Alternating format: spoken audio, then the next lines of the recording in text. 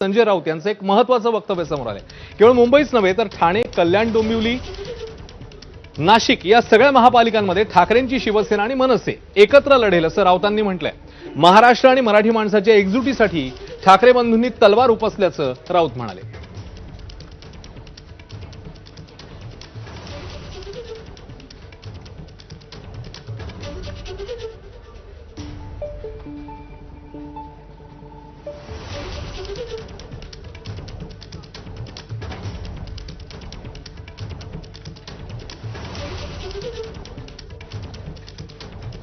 मुंबई महानगरपालिका ठाकरे बंधू एकत्र येऊन जिंकणार आहेत। माननीय उद्धव ठाकरे, माननीय राज ठाकरे।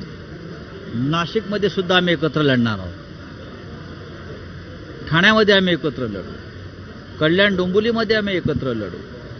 अशा अनेक महानगरपालिका आहेत मुंबईसह, जिथे आमची एकमेकांशी चर्चा सुरू आहे आणि माननीय उद्धव ठाकरे आणि माननीय राज ठाकरे यांची ताकद ही मराठी माणसाच्या एकजुटीची ताकद आहे आणि ती राहणार। आता कोणतीही शक्ती आली, अघोरी शक्ती आली तरी ही वज्रमूठ मराठी माणसाची तोडू शकत नाही। दरम्यान राऊतांनी एकत्र लढण्याची घोषणा केली, त्यानंतर भाजपच्या नेत्यांनी उद्धव ठाकरेंसह संजय राऊत यांच्यावरही टीका केली। बघूया। दोन भावांची चर्चा झाली का? पक्ष एकत्र येण्याचं ठरलंय का संजय राऊत हवेत गोळीबार करतायत?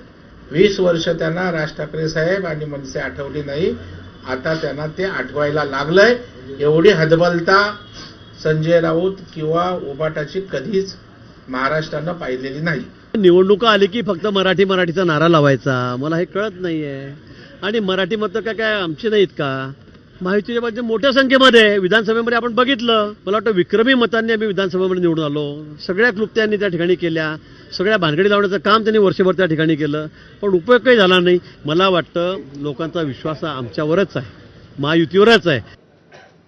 आणि आता बातमी आहे बेस्ट निवडणुकीसंदर्भातली। बेस्टच्या निवडणुकीमध्ये एकीकडे ठाकरे बंधू एकत्र आहेत, तर त्यांच्या विरोधात आता भाजपने देखील पॅनल तयार केलेलं आहे। भाजपच्या 2 प्रमुख नेत्यांवर या संदर्भात जबाबदारी सोपवण्यात आलेली आहे।